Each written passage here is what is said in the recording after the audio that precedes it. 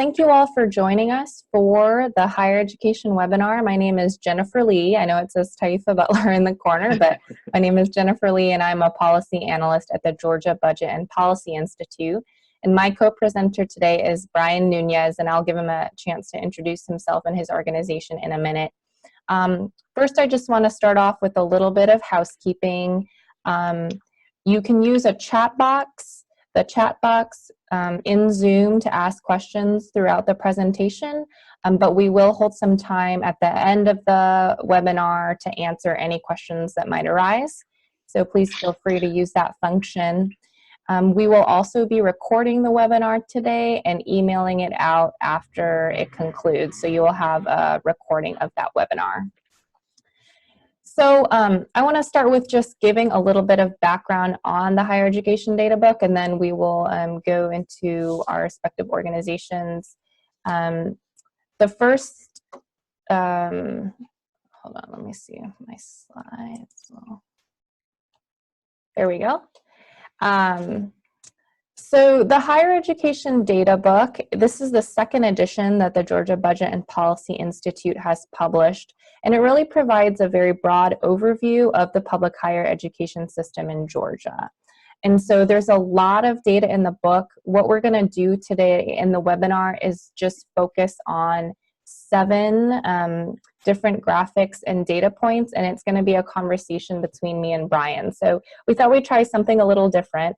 There is a lot more additional data in the data book, so I would highly recommend that you check it out by going to our website at gbpi.org. You can also request hard copies for folks who like hard copies, which I count myself one of those, by emailing me, and you can see my email address on the screen there, and just tell me how many quantities you'd like and the address that you would like us to ship it to, and we'd be happy to send you some hard copies as well. But for today's webinar, we are going to we've selected 7 different graphs to just kind of talk about with me and Brian. So again, my name is, for those of you who aren't familiar with the Georgia Budget and Policy Institute, we are a state policy research and advocacy organization based in Atlanta.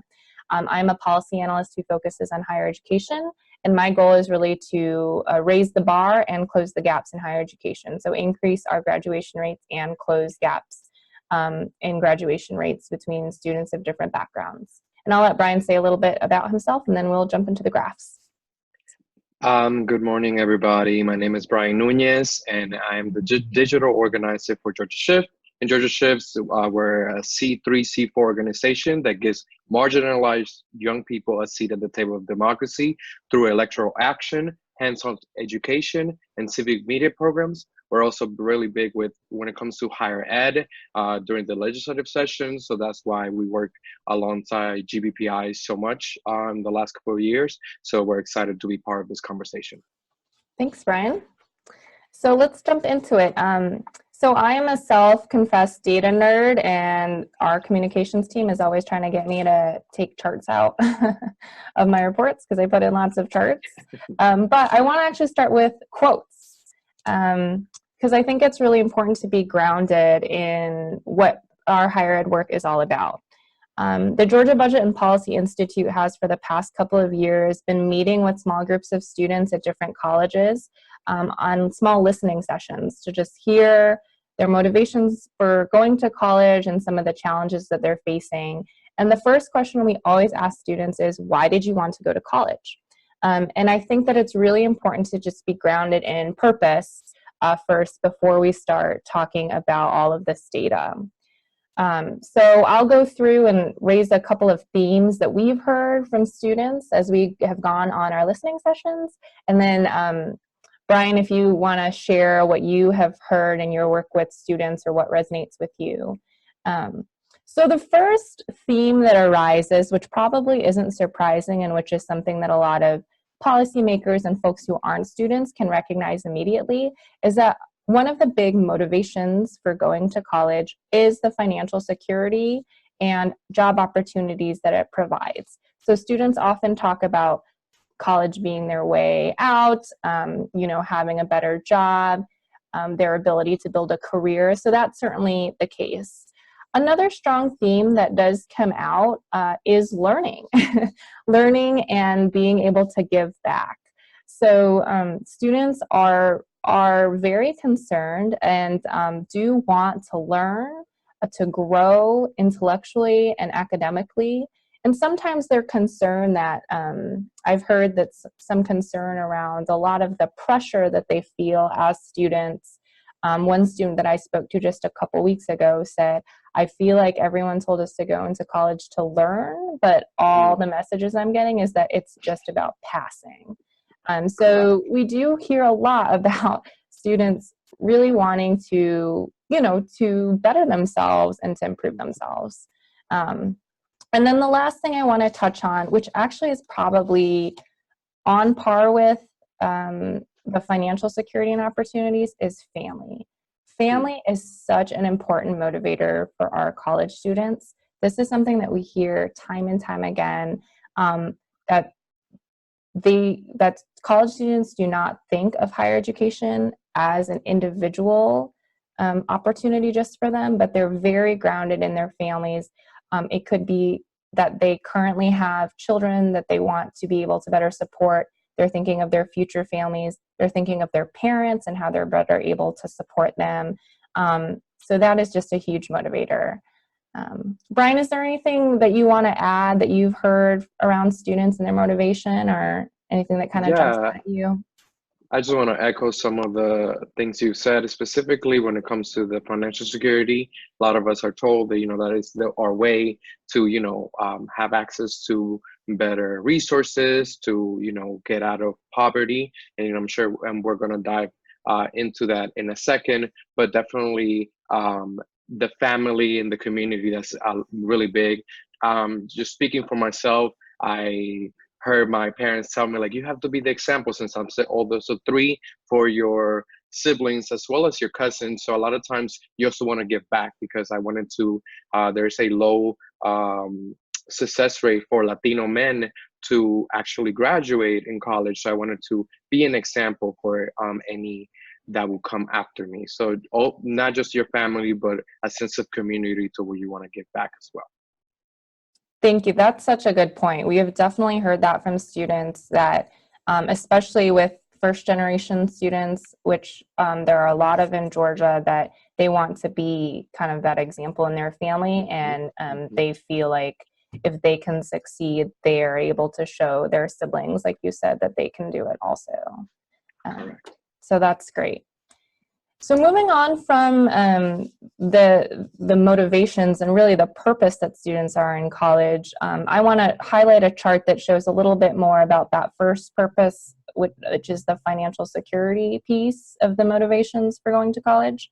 And this chart is a little complicated, but I'll walk people through. This chart shows a couple of different things. First, it shows that education does pay. So when you look, by and large, the narrative is true that the more education that you have, the more income you can expect to see in your career. So we'll see this is broken down by race and ethnicity, but you'll see in every different racial ethnic group that the returns to education are big. Overall, the biggest returns that we see are to that bachelor's degree. So that jump from some college or an associate's degree to a bachelor's degree, that jump is actually bigger than when you go from a bachelor's to a master's degree or above. But the second point to make is that these returns are not even across all racial and ethnic groups. So you'll see that although the general relationship does hold true, that when we split it out by racial ethnic group, there are some racial and ethnic groups who see greater returns than others. And so that is one important chart, I think, to show in the data. Brian, do you have any questions about this chart? Yeah, for sure. I just thought it was interesting how the Black and Latino income races to just the mid 40s, but then you see that Asian Americans, Pacific Islanders races almost to the 60s, and 80s and above. It's just really interesting to see how it changes, even though, every community of color has their own aspects. So I guess, just one of those things that how it differs and how you can, I guess, expand on that, on why it differs so much. Sure. So there's a lot that goes into the income differences. And on an aside, in the data book, we also have this data broken out by gender. So you'll see similar patterns where education has returns for both men and women, but much greater returns for men.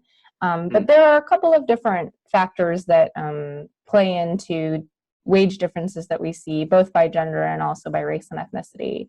One is what we call, well, in academic terms, it's called occupational segregation. So it has to do with the types of jobs where different groups of people are overrepresented. So even with a bachelor's degree, you know, there might be more people who are overrepresented in particular occupations that have lower or higher paying wages, which will contribute to these different trends. The other very real factor that we can't discount is that there's still discrimination in the workplace. And that has been borne out by research that happens, again, both by gender and by race and ethnicity, and in terms of having access to job opportunities. That unfortunately is still a practice and a result that we see. So those are two very important factors in these differences that we see. I mean, one other thing that I want to bring up also is that there are very different post-secondary attainment rates between these racial and ethnic groups. So the post-secondary attainment rates that we see between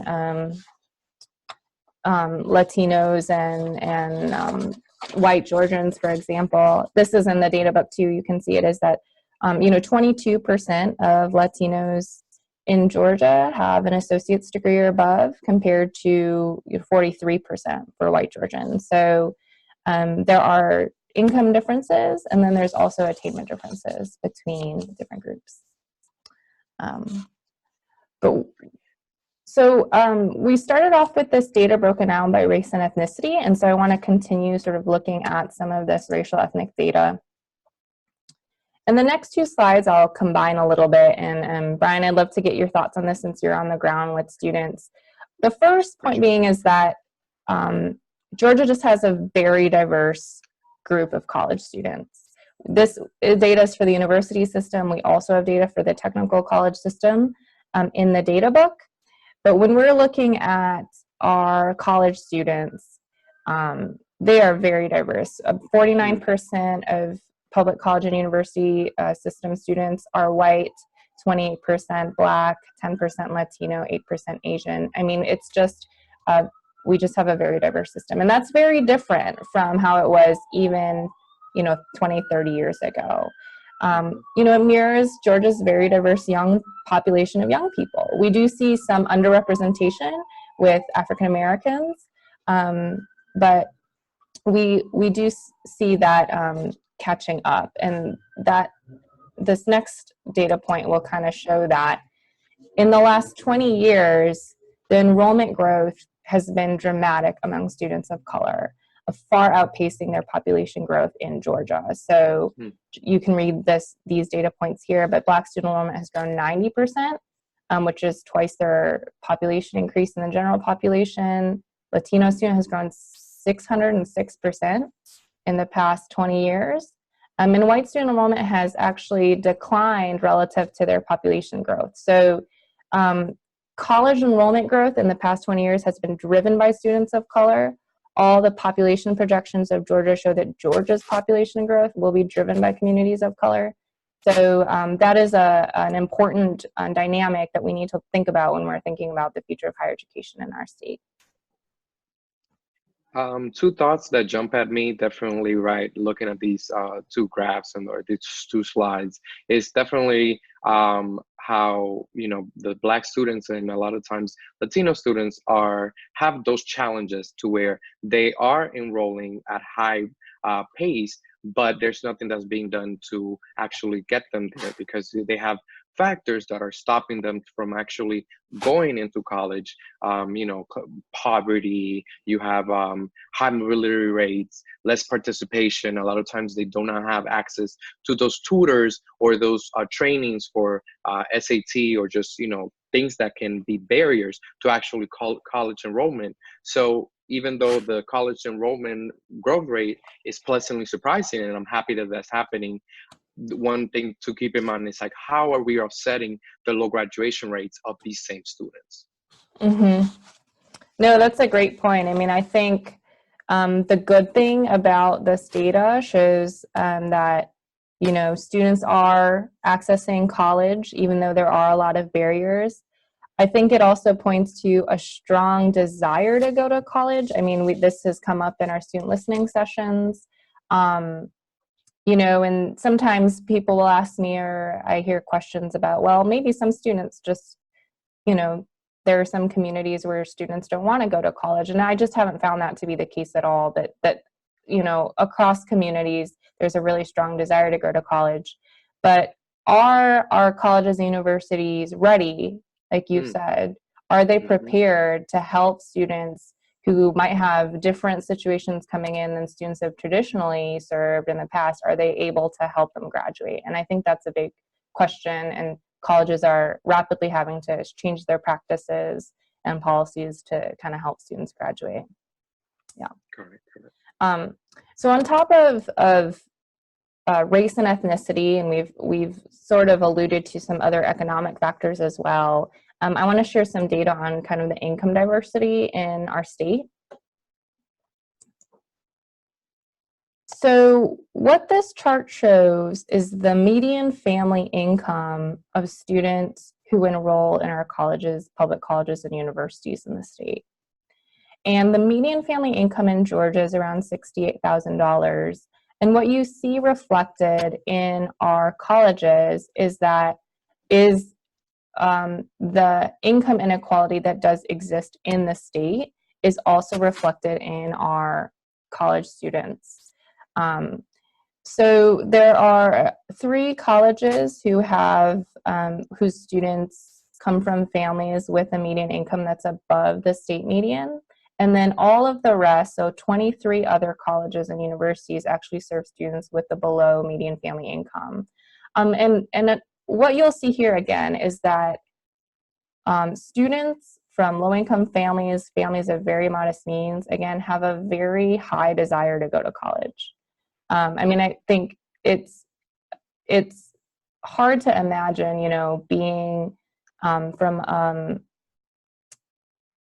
it's hard for me to imagine, because I'm not in that situation, for a student coming from a family from a very low income background, kind of making all of the family sacrifices to get to college. But there is such a strong desire that, and you can see kind of reflected in this chart, the income range of students in our colleges.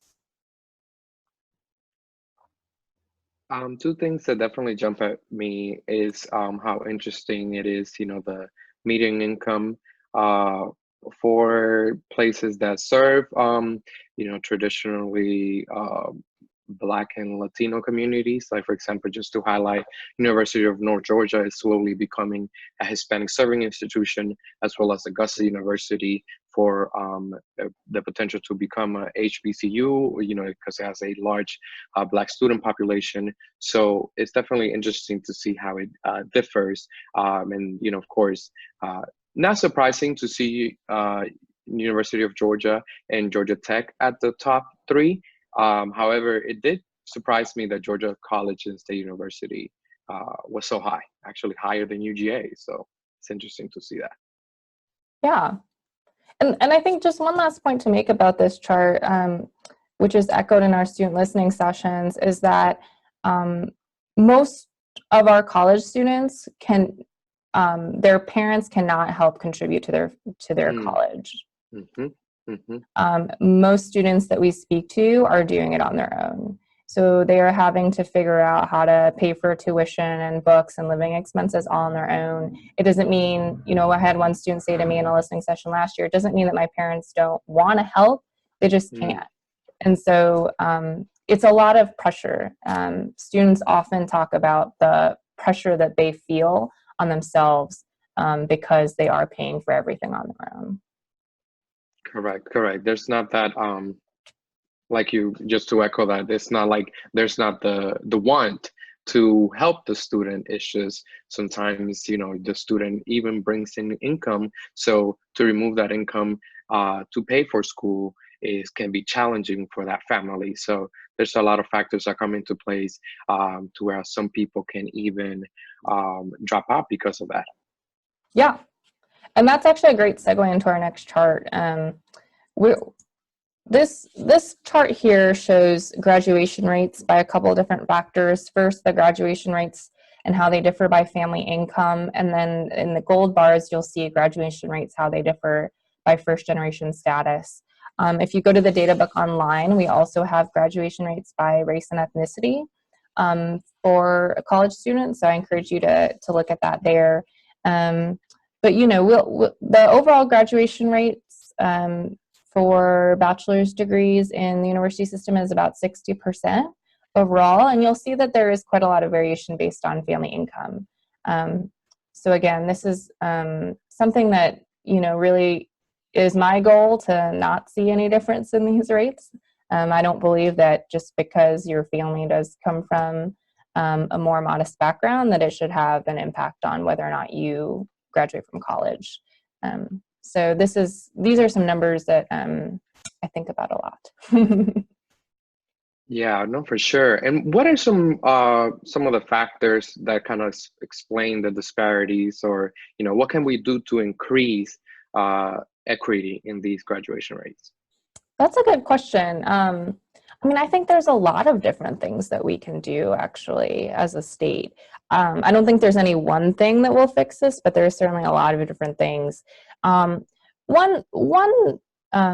maybe obvious answer is that when we talk to students about their challenges in college, by and large, the top response that we get is money. Money is just such a huge factor in students' lives. And again, we can see how this plays out with graduation rates. You know, you hear stories about students who aren't able to pay tuition and then they drop out, or you hear about students stopping out. So maybe they know that they can't get the tuition ready for this semester, so they take a semester off to work in order to save up to start. But often those pauses make it difficult to just kind of have that seamless experience through college, and makes it more likely that a student will not return to college if they decide to stop to work. And beyond just the you know, not being able to pay for tuition, you know, we hear a lot of stories too about the lack of money affecting actually academic performance. So this is a more indirect way that lack of money can affect graduation rates, but I think it's super important. I mean, we hear stories about students, you know, just the difficulty of balancing work and family and school can become extremely challenging. And also books. We hear a lot about being able to buy books. I know the university system has a great like free e-textbook initiative, but doesn't apply to all courses. So that can become a barrier. And then for the first generation students, a lot of what we hear about is just knowledge, is that there's a lot of things like you don't know what you don't know. So we hear about this not only for entry into bachelor's degree programs, but we've heard this about entry into master's degree programs. So for students who are in bachelor's degree programs and would like to continue their education, they don't know, or in their family they don't know people who have master's degrees, so they don't realize that there is another standardized test, that there is a GRE that you have to take. They don't know that the GRE costs like $400 to take, you know, so there's just a lot of information that and navigation of systems that a lot of first generation students kind of report not knowing about before they go to college. Yeah, and it's a lot to kind of put on a student when they're the first one of their family to actually go into a bachelor's program. Because, just to tell you what I've heard on the ground is that a lot of students like, I didn't know I had to, I had a deadline for FAFSA. I didn't know I had to do, a deadline in order to apply for those scholarships that the school offered. But there's a lot of times where the school doesn't make it as easy, to where you have to hunt down a lot of this information. And a lot of times students credit their older cousins, or sometimes really good counselors that actually are the ones that guide them. And just speaking personally, that's why I was able to apply for a national scholarship like the Hispanic Scholarship Fund, and Hope as well, because he told me, hey, you have to do this by this deadline or you're not going to get it. A lot of times you have a lot of things that you have to work outside, that you have to work in order to worry about and to provide for your family. So a lot of these deadlines, are a burden for students in our challenge in order for them to get into college. And I love that you touch on the master's program, because a lot of times we feel confident, okay, we got through the bachelor's, we can continue on to the master's, but there is those financial barriers to where it's like, who really can afford a $400 test? I mean, let's be realistic. So with some, it might be, you can get some type of grant or some type of, loan for it, but that's not realistic. So I love that you touch on that, because that's some of the other barriers that even after you do get, you jump the bachelor hoop, you also have to get through the master's hoop. So thank you for bringing that to attention. Yeah. And I'm glad you mentioned hope and scholarships, because that's another big piece of what I focus on in state policy is the state financial aid piece. So I just want to show a little data again, broken down by income. And this covers our Hope Scholarship. And I just want to explain this chart a little bit. So first I'll start by saying the Hope Scholarship Program, I do research to compare our programs to others across the state, is by and large the most generous financial aid program in the country. I mean, the numbers really are huge when you look at other states and the funding that Georgia puts behind it through the lottery. What this data shows is that the percentage of students attending schools where the median income differs. So if you think back to that chart that showed every single school and what the median family income is, the median family income that I'm presenting here is the median family income of the school, not necessarily of the student, not the income of the student. So for students who attend institutions where the median family income is high, above $100,000, 79% of those students are actually receive Hope scholarships. And in this mid-range, where the median family income is between $40,000 and $65,000, about 43% of students receive Hope scholarship funds. And then on the lower range, where the family income is under $40,000, only 28% of students receive state financial aid. So on the data book, we'll actually have data on the percentage of students that receive Hope at each college in the university. So I encourage you to check that out, and also show what the average Hope award is at each school. So that's additional data you can find. So this is, there are clear income differences, I think, in who accesses state financial aid. And so I'll just stop there. But I don't know if you have any thoughts on when you look at this data. Yeah, no, this is like actually one of the ones that I had the biggest reaction to when I looked at the data book. Just one question that definitely popped, I want all of us to keep in mind is why is it that low income families of color fund the Hope Scholarship, since they are the ones that play most of the Georgia lottery, but it's the medium to high income white families that benefit the most from it?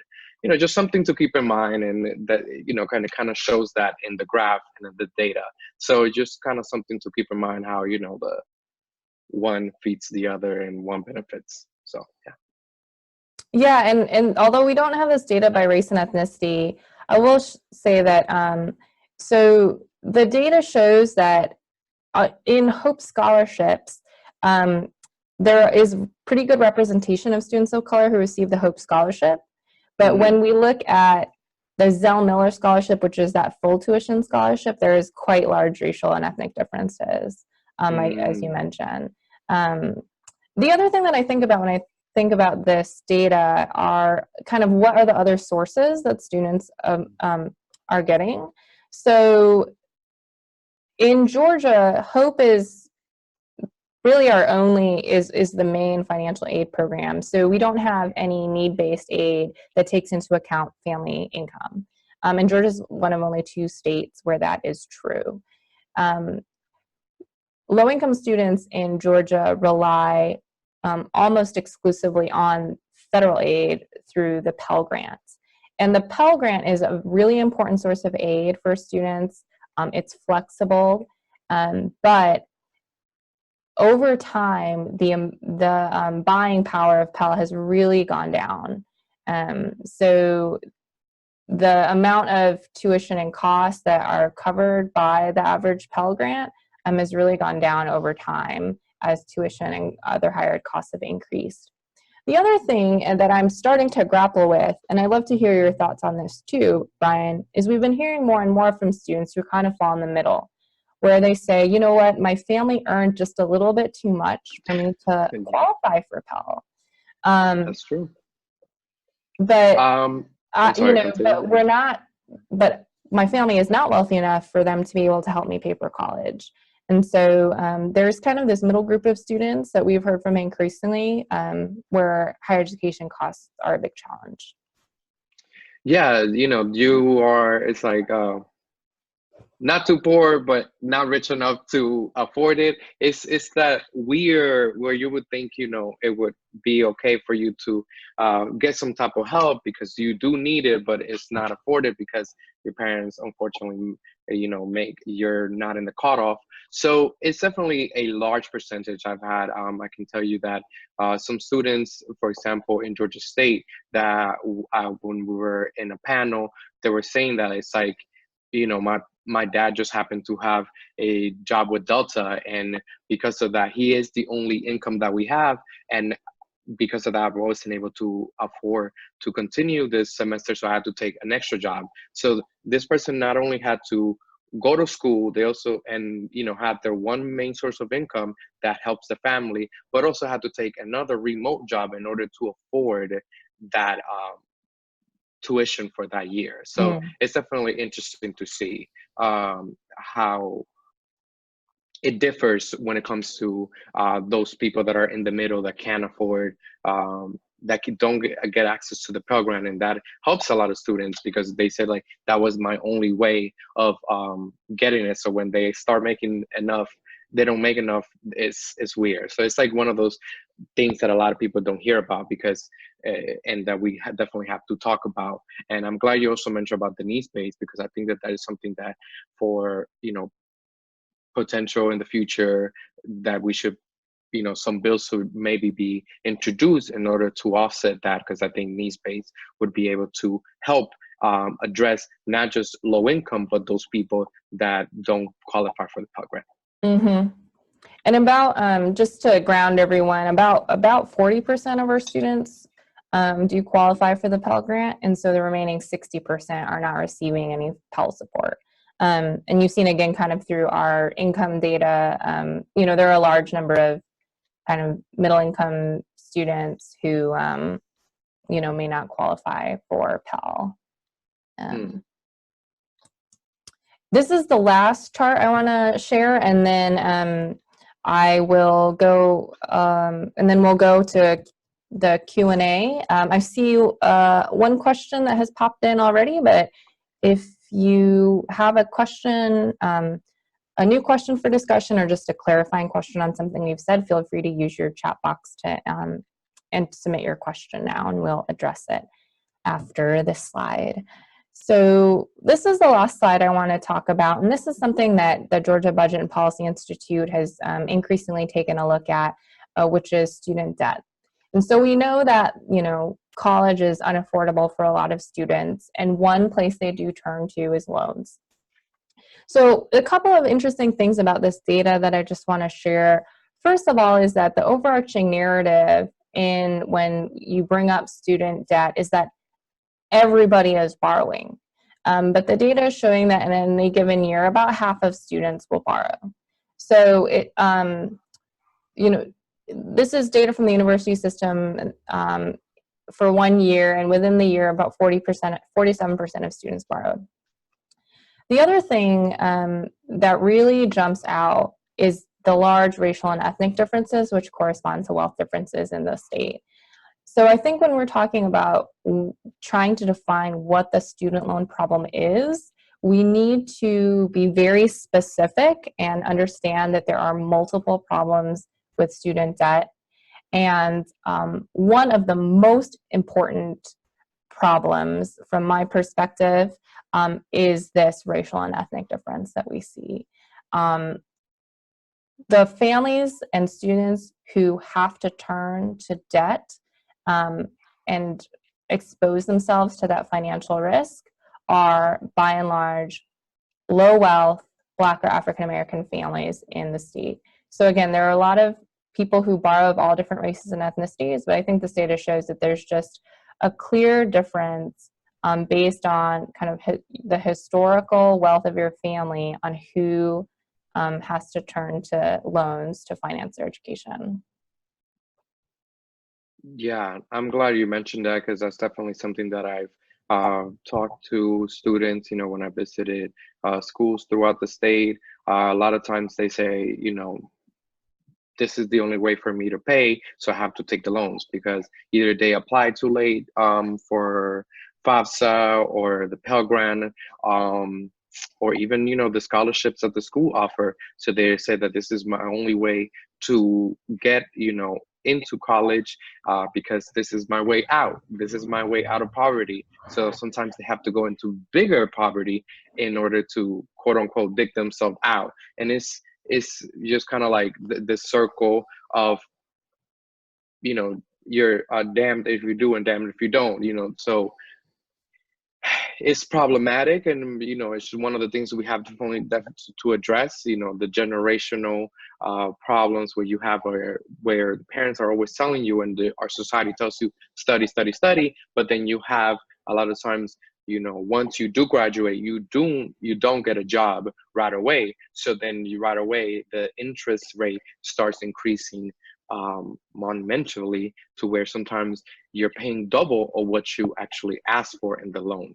So definitely something to keep in mind, because sometimes you go into college and you go into bigger debt, and it's actually sinking you deeper into poverty. And that's a really important point. There's been some really interesting new data and research that's come out looking at the experience of repayment among students by race and ethnicity. And again, it shows very large racial and ethnic differences. I think going back to even that first chart that we showed, that showed the earnings and income differences of people, even with the same education levels, that if there are students who are taking on bigger debts but are able to get jobs that are able to get a job, but it's paying them lower wages.